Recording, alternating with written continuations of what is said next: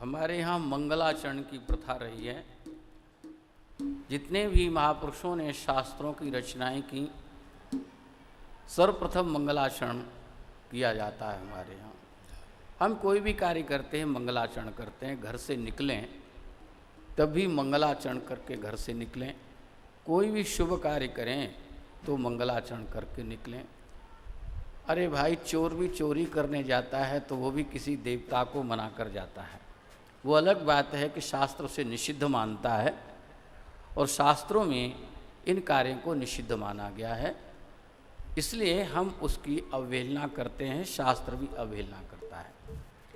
मंगलाचरण हमारे यहाँ कहा जाता है। मंगलाचरण क्यों किया जाता है उसका कारण समझना चाहिए। परम प्रभु परमात्मा मंगलमय हैं, उनका मंगलमय आचरण है। परमात्मा का मंगलमय उनकी वाणी है। परमात्मा की कुल मिलाकर परम प्रभु परमात्मा का सब कुछ मंगलमय है। इसलिए मंगलमय जो परमात्मा हैं, हम उनका स्मरण इसलिए करते हैं कि जो कार्य हम करने जा रहे हैं वो भी मंगलमय हो और मंगलमय तरीके से हमारा कार्य संपूर्ण हो जाए। यानी सर्वप्रथम हम मंगलमय परमात्मा का आश्रय लेकर के किसी शुभ कार्य को हम लोग शुभारंभ करते हैं। तो ये जो श्रीमद् भागवत का जो महात्म वर्णन में जिसका प्रारंभ किया जाता है, ये मूल रूप से नैमिषारण्य से ये कथा का प्रारंभ हुआ। और नैमिषारण्य में सूत जी और शौनकादिक ऋषियों का इसमें प्रसंग आता है। सूत जी परम ज्ञानी संत हैं और शौनकादिक ऋषि ये बड़े ही जिज्ञासु संत हैं। और इसमें ऐसा वर्णन आता है कि 1000 वर्ष अथवा सहस्त्र वर्ष का अथवा 100 वर्ष का इन लोगों ने सत्र रखा और उसमें यज्ञ यज्ञादि की प्रक्रिया को इन्होंने रखा। यज्ञ यज्ञादि के मध्य में जो समय मिलता था वो ऋषि ये चाहते थे कि सूत जी महाराज से उन्होंने कहा कि महाराज कि इसके बाद जो समय मिलता है उसमें आप हमें कोई कथा श्रवण कराइए। और उन्होंने इसका बड़ा सुंदर वर्णन पहले तो किया, इनका मंगलाचरण के माध्यम से इन्होंने परम प्रभु परमात्मा के स्वरूप का वर्णन किया। सच्चिदानंद रूपाय विश्वोत्पत्त्याद हेतवे तापत्रय विनाशाय श्री कृष्णाय वयम नमः। ये तो भगवान के स्वरूप का वर्णन इन्होंने किया कि भगवान के सतचित आनंद स्वरूप हैं और उनका स्मरण ये जब प्राणी करता है, जीव करता है, तो तीनों ताप जो हम लोगों को सताते हैं, दैहिक दैविक भौतिक ताप, उनसे ये व्यक्ति मानव मुक्ति पा जाता है। ऐसे सर्वप्रथम परम प्रभु परमात्मा का उन्होंने स्मरण किया। वैसे मूल रूप से ये जो है महात्मा वर्णन का ही मंगलाचरण है। मूल भागवत का तो कल से प्रारंभ होगा जो मंगलाचरण होगा। और इसमें शौनकादिक ऋषियों ने इनसे ये प्रार्थना की है कि महाराज कोई आप ऐसी हमें सुंदर कथा सुनाएं, मम कर्ण रसायनम, जो हमारे कानों को प्रिय लगती हो। कानों को प्रिय लगना एक अलग बात है, इसमें अनेक प्रकार की व्याख्याएं हो सकती हैं, पर हम आपको सीधा सीधा बताते हैं कि महाराज ऐसी सुंदर कोई कथा सुनाई। कथा तो हमने बहुत सुनी है और सुनते ही रहते हैं कथाएं, लेकिन ऐसी कोई कथा हमको सुनाइए कि जो कि हमारे कर्णों को प्रिय लगे, हमको भी प्रिय लगे, आनंदमय लगे। तब उन्होंने कहा कि महाराज हम आपको श्रीमद् भागवत की कथा सुनाने का हम कराएंगे, श्रीमद् भागवत की कथा सुनाएंगे। और ये श्रीमद् भागवत की कथा सूत जी ने स्वयं वेदव्यास जी के श्री सुखदेव भगवान के माध्यम से श्रवण की।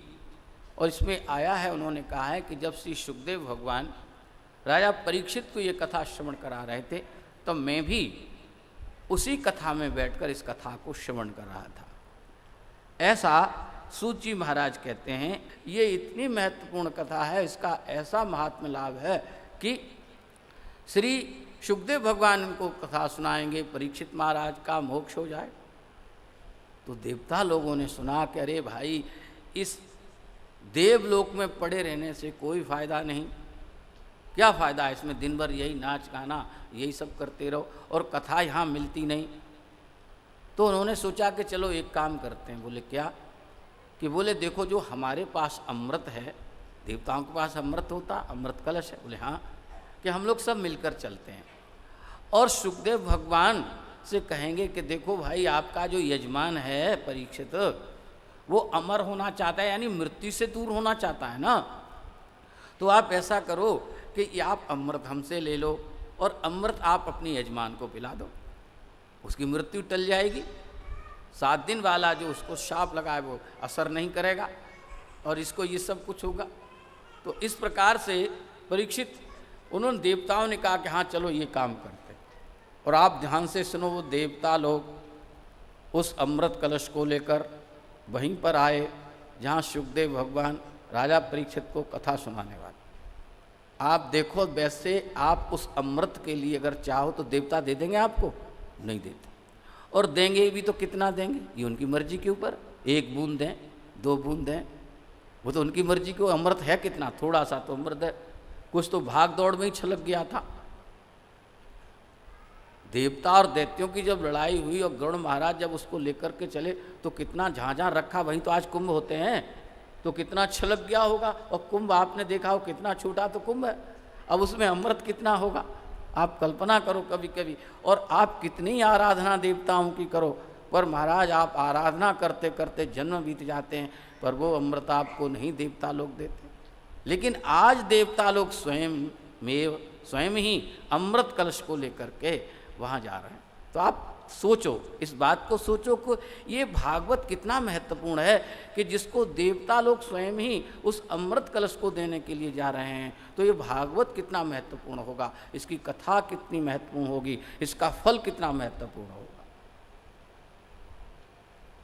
देवता लोग गए, इंद्र इत्यादि गए, सुखदेव भगवान जी बैठे, प्रणाम हुआ, दंडवत वंदना प्रणाम हुई। सुखदेव जी ने पूछा कि आइए देवताओं, कैसे पधारे, देवलोक से आप यहाँ पधारे हो, क्या कारण है, क्या लाए हो?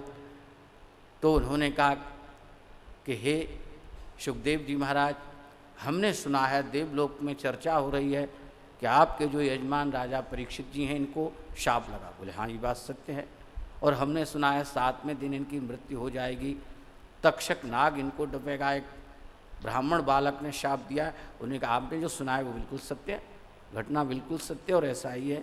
तो बोले बोले हम इसके निवारण के लिए परीक्षित महाराज को श्रीमद् भागवत की कथा सुनाने जा रहे हैं।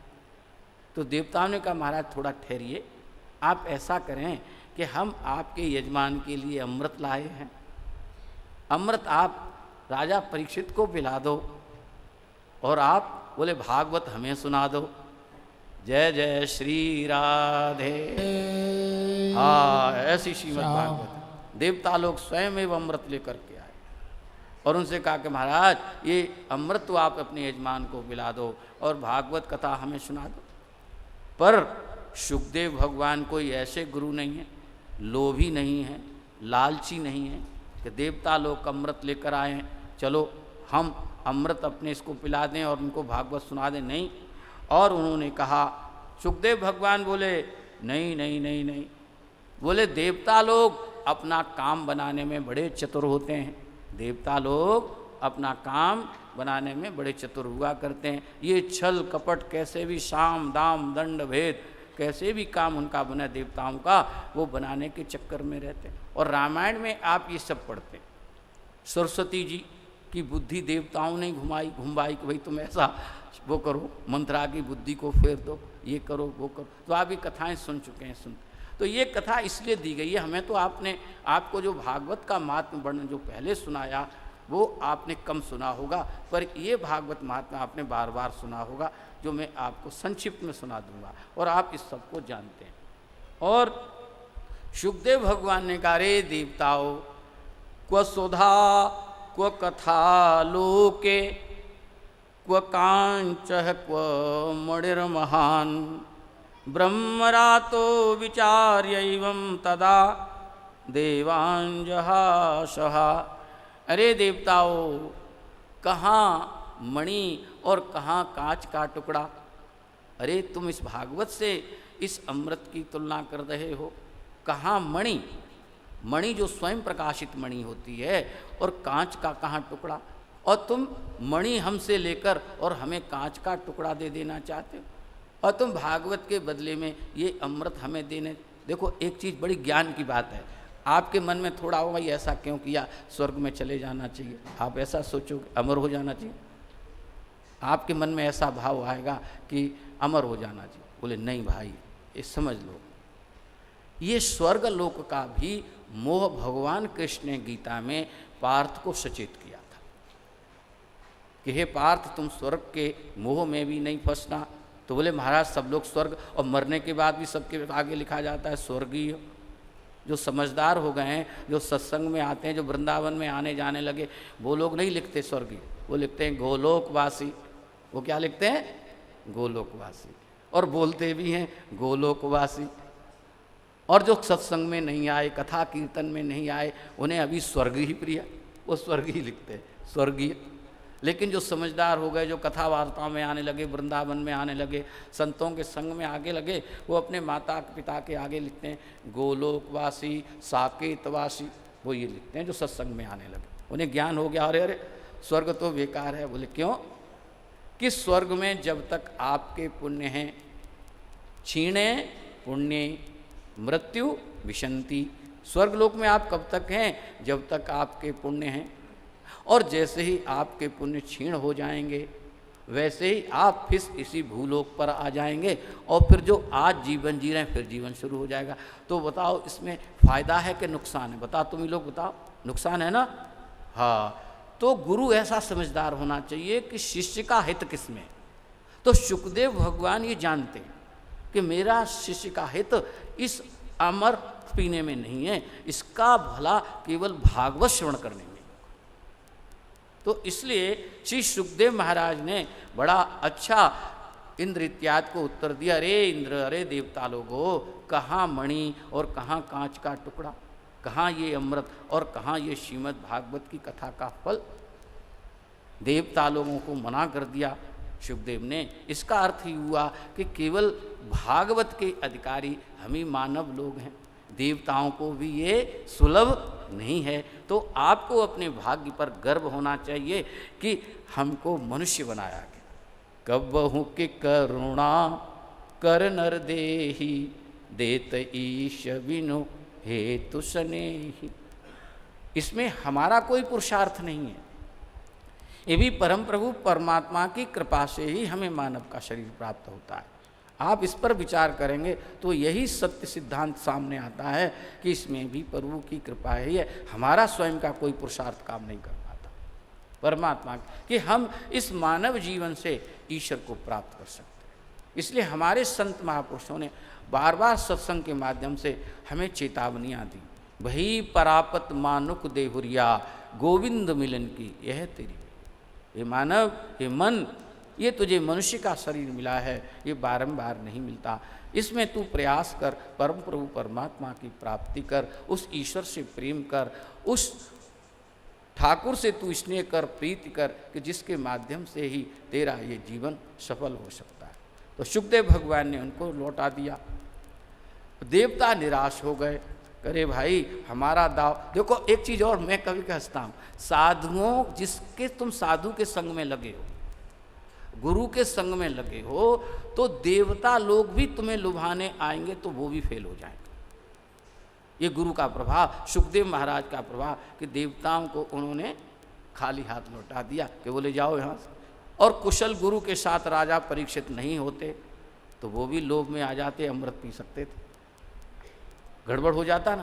तो इससे जीवन में गुरु का साथ, संत का शास्त्र हमें चाहिए, उसके साथ संतन के संग लाग रे तेरी नेकी बनेगी, अच्छी बनेगी। और जो जो संतों के साथ लगे, आप देखिए पूरा ये जितने भी सतशास्त्र रामायण उठा लो, गुरु ग्रंथ साहब उठा लो, गुरु ग्रंथ साहब की जितनी भी वाणी है सब संतों की, तो उसमें वाणी संग्रहित की हुई है, भक्तों की वाणी संग्रहित की हुई है, और उसमें सब संतों की ही महिमा का वर्णन किया गया। सुखमनी साहब को आप उठाओ, इन सब में उठाओ, रामायण उठाओ, भागवत उठाओ, कोई भी शास्त्र, संतों से ही सारे ये शास्त्र भर, और संतों की महिमा उसमें से तुम निकाल दो तो उसमें कुछ भी नहीं है, कख भी नहीं है। जैसे शरीर से आपने आत्मा को निकाल दिया, अरे भाई अश्वत्थामा की अर्जुन ने केवल मणि को ही तो निकाल दिया था, तेजहीन हो गया। वैसे ही संतों को अगर हम इन शास्त्रों से निकाल दें, मैंने ये अनुभव, आप भी अनुभव करेंगे, आपको बताते हैं तब आप सोचेंगे। तीर्थों में आप जाइए, हरिद्वार चले जाइए, अयोध्या चले जाइए, वृंदावन चले जाइए, काशी चले जाइए, कहीं भी जाओ, अगर आपको संत दिखाई नहीं दें तो वो तीर्थ भी जैसे कोई विधवा नारी होती है वैसे ही वो तीर्थ लगता है। हमने कई बार अनुभव किया जी। अगर संत किनारों पर घूमता हुआ किसी यमुना के तट पर, गंगा के तट पर, इधर उधर वनों में, जंगलों में संत घूमता हुआ अगर आपको मिलता है तो लगता है ये तीर्थ सधवा है, ये तीर्थ भी सौभाग्यवान है कि यहाँ भी संतों का निवास है और यहाँ पर भी कल्याण प्रचुर। तो इतना संतों का प्रभाव। सुखदेव भगवान के साथ लगे रहने से परीक्षित का कल्याण हुआ, और इधर देवता लोग, देवलोक में जब तक पहुंचे तब तक देवताओं के पार एक सूचना और आ गई, जय जय श्री राधे। बोले कौन सी सूचना आ गई? कि बोले परीक्षित का कल्याण हो गया, परीक्षित को मोक्ष प्राप्त हो गया। देवताओं ने अपना माथा, बोले अरे भाई देखो, हम केवल यहाँ आ ही पाए हैं और दूसरी सूचना आ गई कि परीक्षित को मोक्ष प्राप्त हो गया।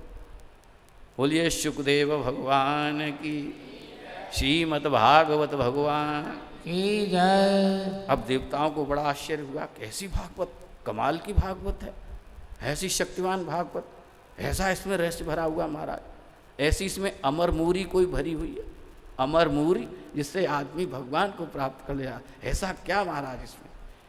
ब्रह्मा जी के पास गए तो ब्रह्मा जी ने कोई चिंता मत करो, हम तुम्हारी शंका का समाधान करते हैं। ब्रह्मा जी तो ब्रह्मा जी, देखो ये भगवान के सब पात्र हैं और सभी आनंदी जीव हैं, क्योंकि ब्रह्मा जी को पहले ये भागवत प्राप्त हो चुकी है, नारायण जी, तो वो तो भागवत के प्रभाव को जानते। लेकिन भगवान की माया बड़ी विचित्र है, ब्रह्मा भी चक्कर में आ जाते हैं। वो आगे सुनेंगे आप कथा, 10वां स्कंद जब चलेगा तो भगवान की माया कितनी है। कबीर साहब तो कहते हैं, रमैया तेरी दुल्हन लूटल हो बाजार, रमैया तेरी दुल्हन लूटल हो बाजार। रमैया की दुल्हन कौन? बोले माया, रमैया तेरी दुल्हन लूटल। निम्मी ऋषि मिन्नी कर डारे, नारद के पड़ी पिछार, रमैया तेरी दुल्हन लूटल हो बाजार। भगवान की ऐसी देवी है सा गुणमयी मम माया दुर्तया, भगवान की ऐसी दुर्तय माया, बड़े बड़े ऋषि मुनियों को वो चक्कर में, जाल में डाल देती है, बड़े ऐसी भगवान की माया। तो ऐसे जो मायापति प्रभु श्री राम हैं, तो ब्रह्मा जी को भी ये भागवत मिली हुई है, सबसे पहले चतुर्श्लोकी भागवत। तो ब्रह्मा जी ने नाटक किया थोड़ा सा इन देवताओं को समझाने के लिए। उन्होंने कहा अच्छा लाओ लाओ एक तराजू ले आओ, तराजू ले आओ। देवताओं के दिमाग में इस बात को डालने के लिए ब्रह्मा जी ने नाटक किया। बोले लाओ तराजू ले आओ, तराजू। तराजू ले आए देवता लोग। उसमें क्या, एक तरफ भागवत को रखा गया, एक वक्त श्रीमद् भागवत को रखा गया, और जितने भी दूसरे हैं शास्त्र, जितने भी आप शास्त्र देखते हैं, एक पलड़े में उनको रखा गया। अब ब्रह्मा जी ने कहा उठाओ इंद्र, इसको उठाओ जरा तराजू को ऊपर। भाई ऊपर तराजू उठाएगा तभी तो पलड़े उठेंगे। और जब ऊपर तराजू उठाया गया तो भागवत का पलड़ा नीचे, और दूसरे जितने भी शास्त्र, साधन शास्त्र थे, सब ऊपर थे। ब्रह्मा जी ने कहा समझ में आया इंद्र देवताओं? तो बोले महाराज आया। बोले क्या समझ में आया? कि महाराज भागवत सर्वोपरि है और दूसरे जितने भी साधन शास्त्र हैं वो सब इसके सामने नीचे हैं, भागवत ही सर्वोपरि है। एक ये भी महात्मा वर्णन में कथा आती है जो हमने आपको अक्सर श्रोता जो हैं वो इन्हीं महात्मा को आपके सामने श्रवण कराते। पर इससे पहले जो हमने आपको श्रीमद् भागवत का, ये हमारे कुछ संत जो खोज करते, जो विद्वान हैं और इस प्रकार से सत शास्त्रों का मंथन करते, और सत शास्त्रों का मंथन करके जो दिव्य भाव आपके सामने प्रकट करते हैं उनके लिए हम बारंबार प्रणाम करते हैं, उनको नमस्कार करते हैं। और उनके माध्यम से हम कथा इसलिए हम सुनना चाहिए कि हमें शास्त्रों का रहस्य पता लगता है, रहस्यों का भेद पता लगता है। इसलिए विद्वान महापुरुषों से इसीलिए सदग्रंथों का ये सत्संग आप लोगों को कथा अथवा, और हम लोग भी यही प्रयास करते हैं कि आपके आश्रम में ऐसे ही विद्वान भागवत कथा